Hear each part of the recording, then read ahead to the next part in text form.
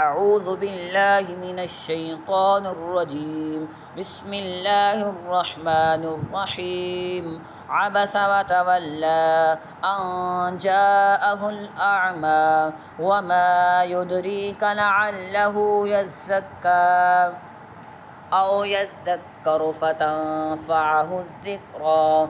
أما من استغنى فأنت له تصدى وما عليك ألا يزكى. وأما من جاءك يسعى وهو يخشى فأنت عنه تلهى.